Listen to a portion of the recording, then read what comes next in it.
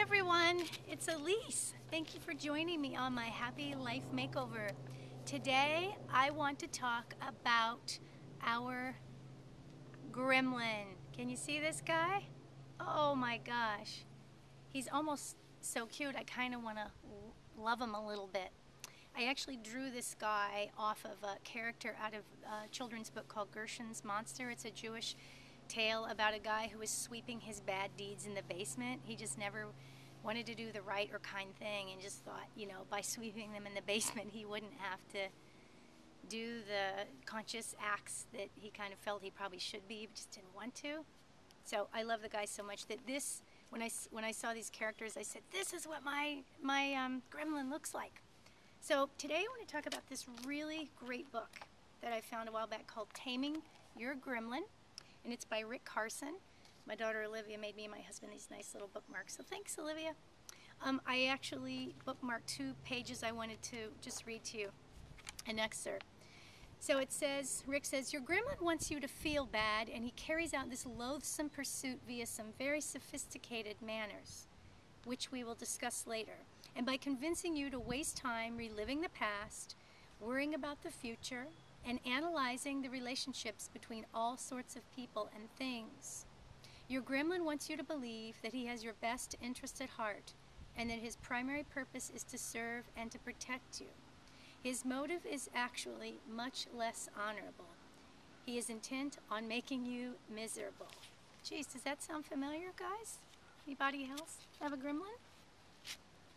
He goes on later to say, your gremlin will want you to spend no time at all going slowly and increasing your awareness. I'm going to stop here for a moment because Rick is referring to that process where you become aware and you pivot, that moment where you say, you become the observer and say, oh, I'm focused on something I don't want to be, or I'm going down this rabbit hole, it doesn't feel good. Okay, so I'm going to repeat that.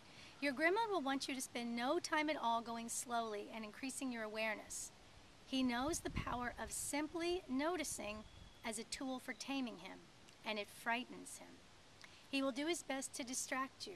His monologue, should you detect it, might sound like a scolding or disoriented jabber, like advice from a true friend, or even like interesting intellectual pontification. In any event, it is your gremlin. Simply notice him without allowing yourself to become involved with him. If you find yourself engaged with him, simply channel your awareness back to your body or the world around you using the words, now I am aware. So this is an excellent book if you're in the process of really becoming the observer and heightening your awareness that maybe you've been letting your gremlin steer your boat for a long time. Yeah, really cute. So what does your gremlin look like? Is he, you know, like a little monster? Maybe he doesn't even have a face. Maybe he has a color or a sound. Maybe you can just get really quiet and kind of see if you can create an image so that maybe he's easier to talk to.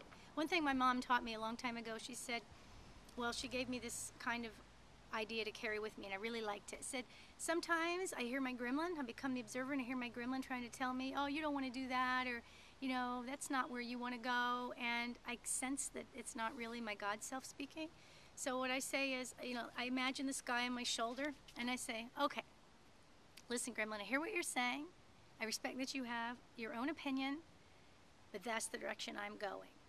Fearful or not, I'm going to move through my fear. I'm gathering up courage. You could come along for the ride if you want, but I'm heading that way. I always really love that image. It feels empowering.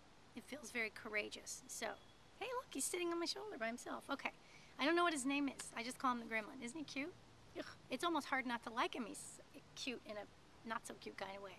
All right, you guys have a wonderful day getting close to your gremlins and separating the gremlin voice from your God self, higher self voice, and enjoy the rest of your weekend.